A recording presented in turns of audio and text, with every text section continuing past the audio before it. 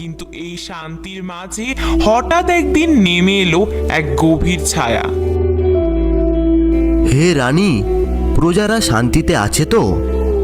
মহারাজ, আপনার শাসনে কেউ দুঃখী হতে পারে না, তবে আমাদের রাজকন্যা ময়ূরাক্ষী আজকাল যেন একটু মনমরা থাকে। তাদের একমাত্র কন্যা রাজকুমারী ময়ূরাক্ষী ছিলেন রাজ্যের নয়নমণি। কিন্তু কয়েক মাস ধরে রাজকুমারীর শরীর যেন দিন দিন খারাপ হতে শুরু করে। রাজকন্যা, এ কি অবস্থা তোমার?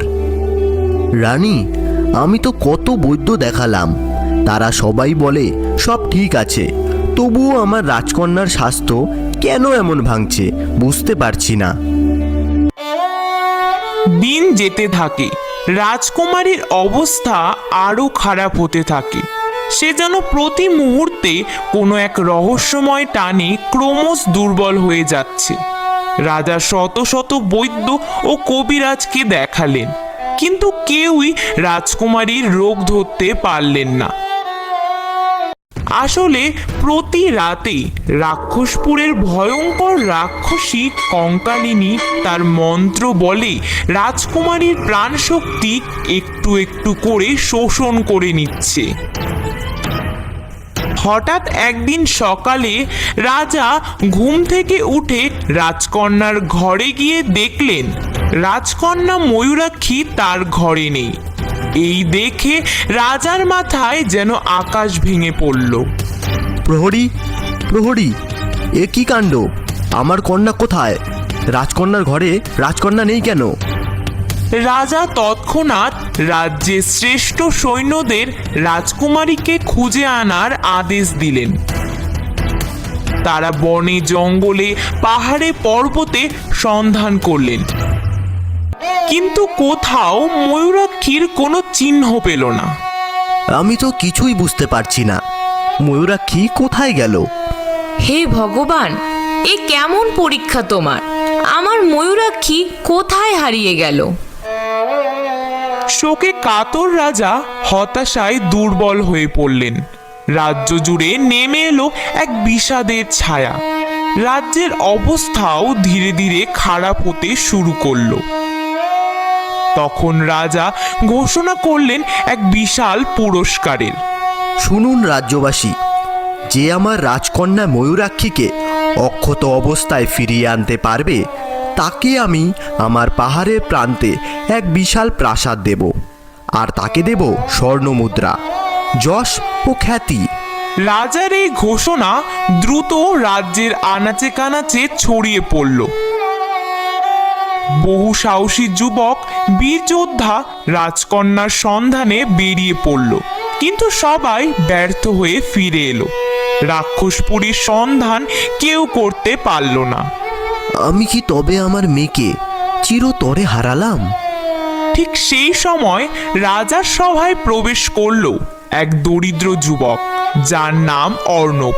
তার পোশাকে দারিদ্র্যের ছাপ থাকলেও চোখে ছিল নির্ভীক দীপ্তি। মহারাজ, আমি আপনার রাজকন্যাকে খুঁজে এনে দিতে পারবো। তুমি কে যুবক? কত বীর ব্যর্থ হয়েছে, তুমি কি পারবে? যদি আপনি আমার একটি শর্ত মানেন, তবে আমি অবশ্যই রাজকন্যাকে ফিরিয়ে আনব। শর্ত? এমন সময় কি শর্ত তোমার? বলো, আমি রাজি। মহারাজ, আপনার মহলে একটি কথা বলতে পারা পাখি আছে। পাখিটি রাজকন্যার খুব প্রিয়। আমার শর্ত হলো, রাজকন্যাকে ফিরিয়ে এনে দিলে আপনাকে সেই পাখিটিকে মুক্তি দিতে হবে। সামান্য একটি পাখি? কেন? সেই পাখিটির নাম মিঠাই। সে আসলে আমারই ছিল। জঙ্গলে ঘুরতে গিয়ে সে আমার কাছ থেকে হারিয়ে গিয়েছিল।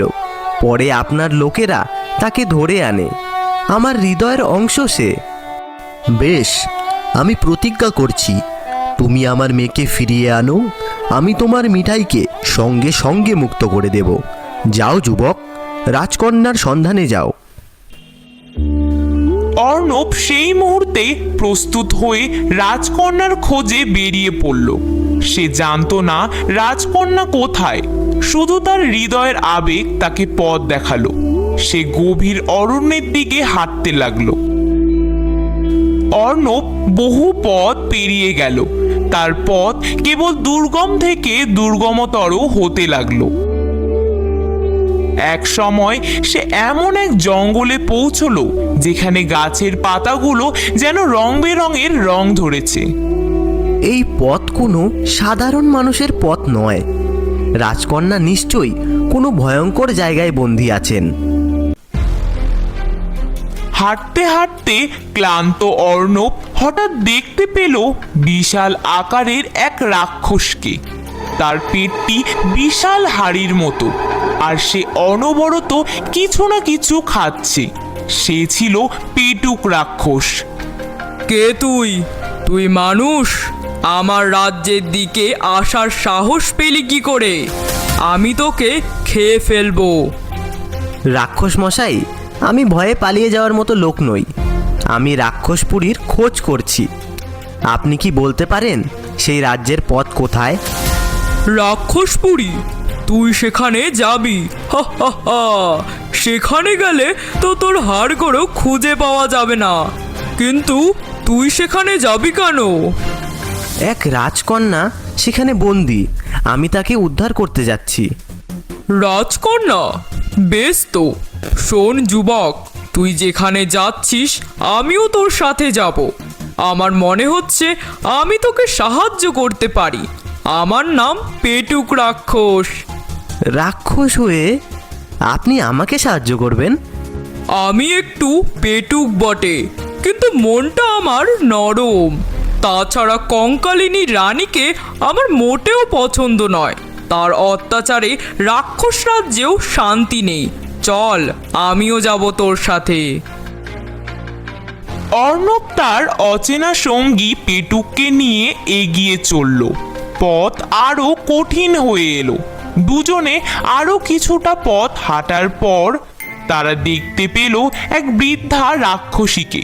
সে লাঠিতে ভর দিয়ে খুঁড়িয়ে খুঁড়িয়ে হাঁটছে।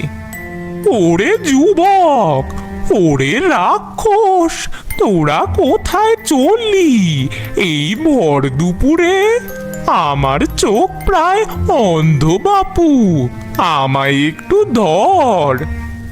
অর্ণব, এ হলো বুড়ি রাক্ষসী। কঙ্কালিনী রাজ্যে যাওয়ার সব ভেতরের পথে জানে। বুড়ি রাক্ষসী, আমরা রাক্ষসপুরীর পথে চলেছি। আপনি কি আমাদের বলতে পারবেন সেই রাক্ষসপুরী কোন দিকে? আমি এই রাজ্যের এক বুড়ি।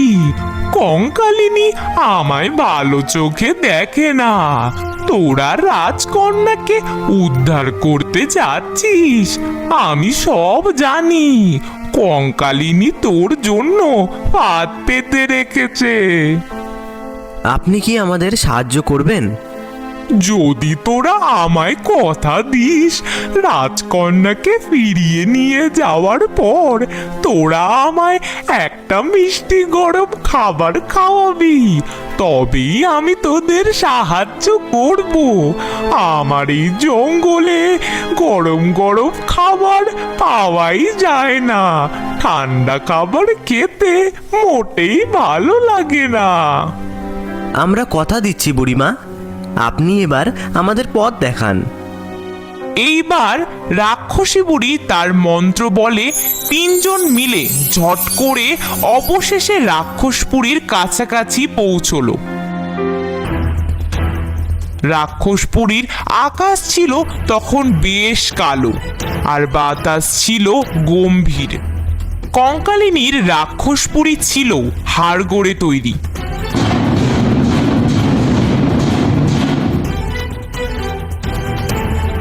তারা বিশাল রাক্ষসপুরীর দুর্গে প্রবেশ করলো। সামনেই হাড়গোড়ে তৈরি সিংহাসন ছিল, যেখানে ভয়ঙ্কর রাক্ষসী কঙ্কালিনী দাঁড়িয়েছিল। তার চোখ থেকে যেন আগুন ঝরছিল। রাজকন্যা ময়ূরাক্ষীকে কঙ্কালিনী এক গুপ্ত কক্ষে বন্দি করে রেখেছে। সামান্য মানুষ, তুই এসেছিস আমার ডেরায় ঢুকে আবার আমার খাবার চুরি করতে চাস? রাক্ষসী কঙ্কালিনী, আমি রাজকন্যাকে নিতে এসেছি।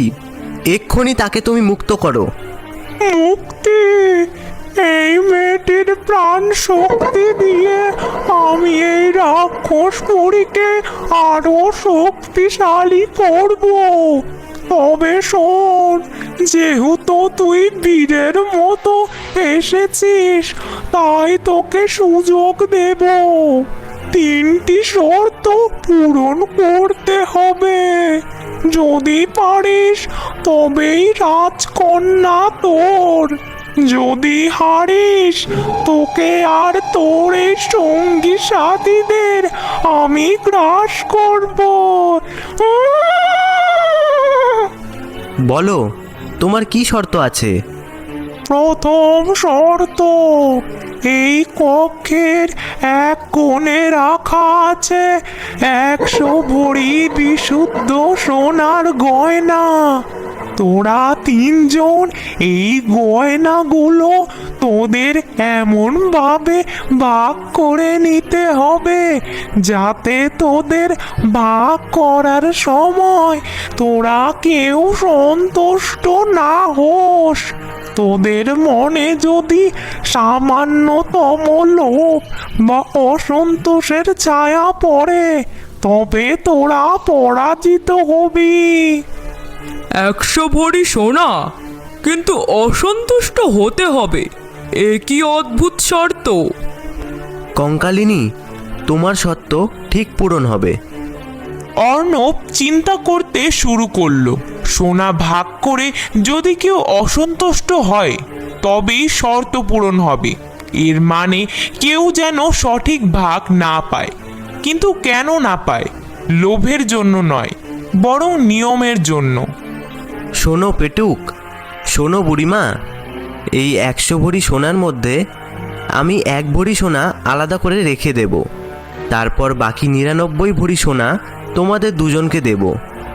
এ কি, আমি মাত্র 99 ভরির অর্ধেক পাবো, আর তুমি মাত্র 1 ভরি? এটা কেমন বিচার? আমি এতে অসন্তুষ্ট। আমারও কম মনে হচ্ছে। তুমি যুবক, অথচ তুমি মাত্র 1 ভরি সোনা নেবে। এটা অন্যায় ভাগ। আমি এতে মোটেই খুশি নই। দেখুন রাক্ষসী, আমার শর্ত পূরণ হয়েছে।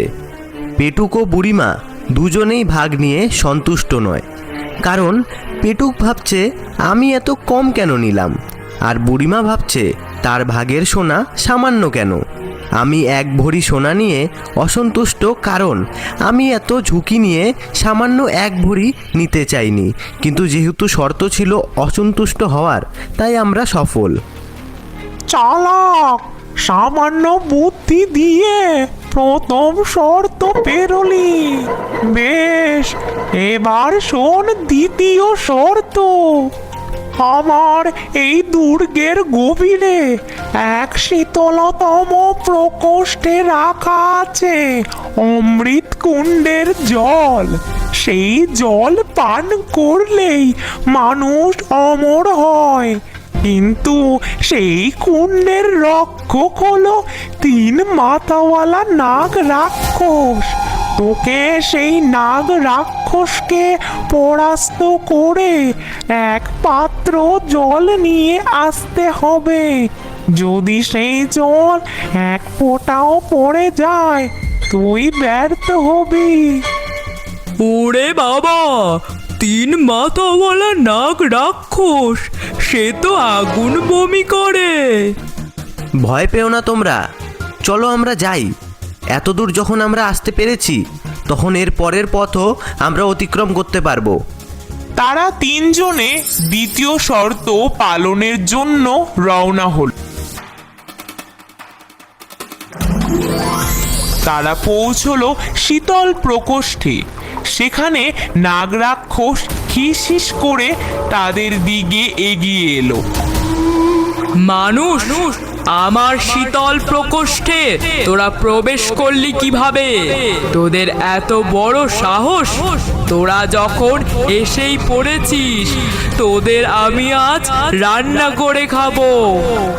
আমাদের পরিকল্পনা মনে আছে তো? অর্ণব নাগরাক্ষসের দিকে দ্রুত ছুটে গেল, যাতে তার মনোযোগ অন্য দিকে থাকে। নাগরাক্ষস তখন আগুন বমি করতে শুরু করলো। পেটুক রাক্ষস তার বিশাল শরীর নিয়ে নাগরাক্ষসের দিকে ছুটে গেল। যেহেতু পেটুক রাক্ষস সবসময় খাওয়ার চিন্তা করত, তাই সে তার মুখ খুলে নাগরাক্ষসের বমির আগুনকে তার বিশাল পেটের মধ্যে টেনে নিতে লাগলো। উফ, এত ঝাল! কিন্তু অমৃতের জন্য আমি সব সহ্য করব। নাগরাক্ষস যখন আগুনের বমি করতে ব্যস্ত, তখন পিছন দিক থেকে বুলি রাক্ষসী তার মন্ত্র ব্যবহার করলো। বুলির হাতে থাকা মন্ত্রপুত লাঠি দিয়ে সে দ্রুত কুণ্ড থেকে জল তুলে নিল। অর্ণব, জল নিয়েছি, চলো পালাই। তারপর অর্ণব দ্রুত জল নিয়ে কঙ্কালিনীর কাছে ফিরে এলো। অর্ণব সেই জল কঙ্কালিনীর সামনে রাখলো। রাক্ষসী কঙ্কালিনী, আপনার দ্বিতীয় শর্তও পূরণ হয়েছে। জল এক ফোঁটাও নষ্ট হয়নি। তোরা তিনজনেই একসঙ্গে কাজ করেছিস। মানুষের সাথে রাক্ষসের এমন সহযোগিতা আমি আগে দেখিনি। ঠিক আছে, দ্বিতীয় শর্তেও তোরা জয়ী। এবার শোন শেষ ও ভয়ঙ্করতম শর্ত। রাজকন্যাকে যে ঘরে বন্দি করে রাখা হয়েছে সেই ঘরে প্রবেশ কর। তোদের সামনে একটি ছায়া দেখা দেবে। সেই ছায়া তোদের তিনটি প্রশ্ন করবে। সেই ধাঁধার উত্তর দিতে পারিস তবেই রাজকন্যা মুক্ত হবে। যদি ভুল করিস তবে তোদের তিনজনকেই পাথর হয়ে যেতে হবে। অর্ণব, আমি পাথর হতে চাই না। আমি গরম খাবার খাওয়ার আগেই পাথর হব না। চলো বুড়িমা, চলো পেটুক, মনে সাহস রাখো। তারা রাজকন্যার কক্ষে প্রবেশ করলো। ময়ূরাক্ষীকে কঙ্কাল হাড়ের তৈরি কারাগারে বন্দি করে রেখেছে। ঘরের মধ্যে একটি অস্পষ্ট ছায়া হঠাৎ ভেসে উঠল। অর্ণব, আমি তোমাকে তিনটি ধাঁধার প্রশ্ন করব। তুমি কি এই প্রশ্নের উত্তর দেওয়ার জন্য প্রস্তুত? হ্যাঁ ছায়ামূর্তি, আমি প্রস্তুত। আমি সব হারাই, কিন্তু কখনো আমাকে খুঁজে পাওয়া যায় না। আমি আজ ছিলাম, কাল আর নেই। বলো তো আমি কি? ছায়ামূর্তি, তোমার ধাঁধার উত্তর হলো সময়। কি ঠিক বললাম তো? সঠিক অর্ণব, তুমি সঠিক বলেছো। এবার তোমাকে আমি দ্বিতীয় ধাঁধা প্রশ্ন করব। আমি তোমার দুয়ারে দাঁড়িয়ে আছি, কিন্তু তুমি আমায় এখন ধরতে পারবে না। আমায় ছাড়া তুমি চলতেও পারবে না। তুমি কি মনে করো? বলো তো আমি কে? এটার উত্তর হবে ভয়। ভয় সর্বদা আমাদের বর্তমানকে আঁকড়ে ধরে, কিন্তু এই ভয় ছাড়া আমরা চলতেও পারবো না। সঠিক, একদম সঠিক বলেছো। অর্ণব, তোমরা সবাই দুটি প্রশ্নের উত্তর দিলে। এইবার ধাঁধাটা কিন্তু খুব কঠিন। আমি সেই জিনিস যা পেলে তুমি আমাকে ধরে রাখতে পারো না। যদি আমাকে আঁকড়ে ধরো তবে তুমি আমাকে চিরতরে হারাবে। আমার নাম কি বলো তো? ছায়ামূর্তি, এটা তো খুব কঠিন, ধরে রাখলে আবার হারিয়ে যায়। ছায়ামূর্তি, এই ধাঁধার উত্তর হলো আশা। আশা? অর্ণব, এই ধাঁধার উত্তর আশা কেন হবে? কারণ যখনই আমরা কোনো আশাকে ধরে ফেলি তখনই সেই আশা বর্তমানে পরিণত হয়, ভবিষ্যৎ হাতছাড়া হয়ে যায়। যদি আমরা ভবিষ্যতের আশাকে আঁকড়ে ধরে বসে থাকি তবে আমরা কখনোই বর্তমানকে কাজে লাগাতে পারি না। তাই আশাই হলো সেই জিনিস যা পেলে ধরে রাখা যায় না। অর্ণব, তুমি সাহসীর সঙ্গে বুদ্ধিমানও বটে। আমার 3টি ধাঁধার উত্তর একদম সঠিক দিয়েছো। এরপর ছায়ামূর্তি সেখান থেকে উধাও হয়ে যায়। অসম্ভব! তোরা কিভাবে পারলি? আমার অভিশাপের শর্ত পূর্ণ হলো না। রাক্ষসী, তুমি যেমনটা চেয়েছিলে আমি তোমার সব শর্ত পূরণ করেছি। এবার রাজকন্যাকে আমাদের হাতে তুলে দাও। না না, আমি রাক্ষসী, আমি কারোর কাছে হারতে পারি না। আমার শক্তি হারিয়ে যাচ্ছে। রাক্ষসী কঙ্কালিনীর শর্তের ধাঁধায় অর্ণব জিতে যায়। অর্ণব জিতে যাওয়ার কারণে রাক্ষসী কঙ্কালিনী তার কাছে পরাজিত হয়। অর্ণবের শর্তগুলো পূরণ হওয়ায় কঙ্কালিনীর অভিশাপের বাঁধন ভেঙে যায়। সেখানে দেখা দিল এক অপরূপ সুন্দরী নারী।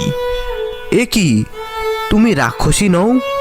আমি রাক্ষসী ছিলাম না, আমি ছিলাম এক সাধারণ নারী।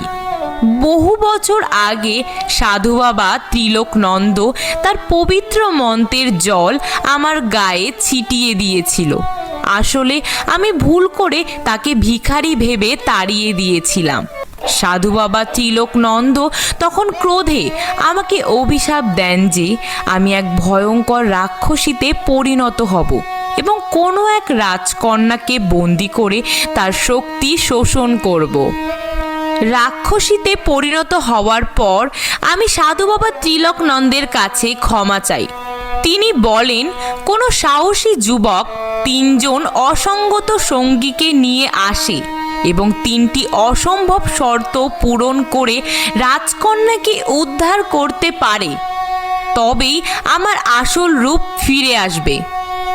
তোমাদের সাহসের জন্যই আমার মুক্তি হলো, আমাকে তোমরা ক্ষমা করে দিও। তারপর অর্ণব ময়ূরাক্ষীকে নিয়ে পেটুকো বুড়ি রাক্ষসীর সঙ্গে রাজ্যের দিকে ফিরে চলল। রাজ্যে ফিরে আসতেই আনন্দের বন্যা বয়ে গেল।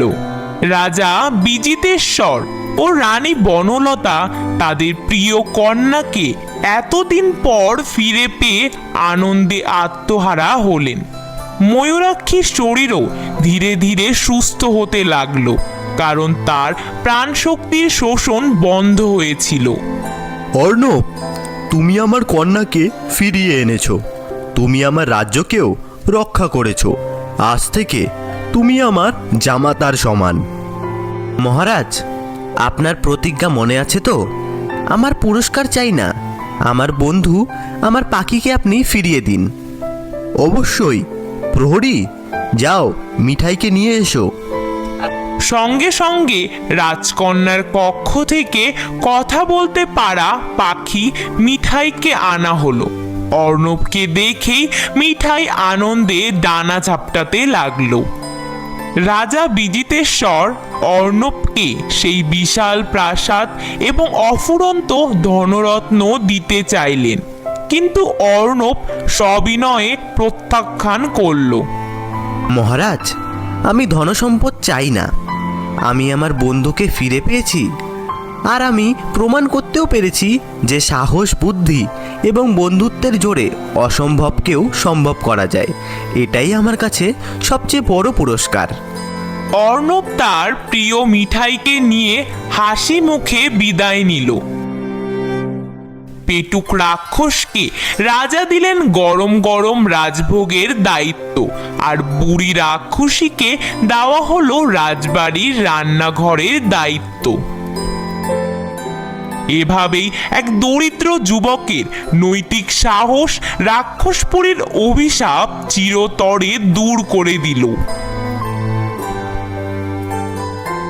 তোমরা যারা আমাদের আগের ভিডিওটিতে এত সুন্দর সুন্দর নাম কমেন্ট করেছিলে তাদের সবাইকে অসংখ্য ধন্যবাদ। আগের ভিডিওটিতে যারা কমেন্ট করেছিলে বিউটি দাস জেলিয়াখালি থেকে, হৃদয় খান বাংলাদেশ থেকে, স্বপন মণ্ডল পশ্চিমবঙ্গ থেকে, কালপুতা থেকে হাফিজুর আলী, মালয়েশিয়া থেকে এমডি থাহা বাবু, রোমিও পাত্র থানা জাঙ্গিপাড়া জেলা হুগলি গ্রামের নাম মসিনা চন্দ্রহাটি গ্রাম থেকে, ঈশান নাফি যশোর থেকে, নাটিডাঙ্গা নদিয়া থেকে জয়দেব সর্দার, ঢাকা থেকে আপন, কলকাতা থেকে বাসুদেব সরকার, সাগর গোবিন্দপুর থেকে দীপক কুমার বারুই, মালয়েশিয়া থেকে মো রাসেল হোসেন, শান্তিপুর নদিয়া থেকে ডালিম শেখ, চট্টগ্রাম ফটিক ছড়ি থেকে রাশেদা আক্তার, নবা কুমার ঝাড়গ্রাম থেকে, মিরপুর থেকে কল্পনা,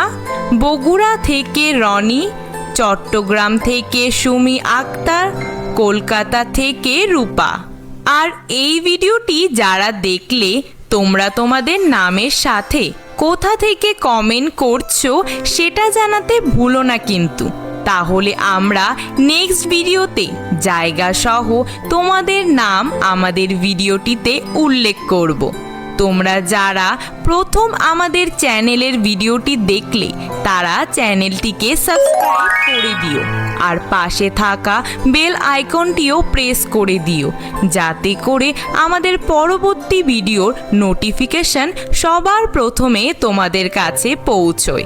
আর হ্যাঁ, তোমরা যারা আমাদের আগের ভিডিওতে নাম কমেন্ট করেছিলে তাদের নাম দিয়ে আমরা অবশ্যই নেক্সট ভিডিওগুলিতে কার্টুনের চরিত্র বানানোর চেষ্টা করব।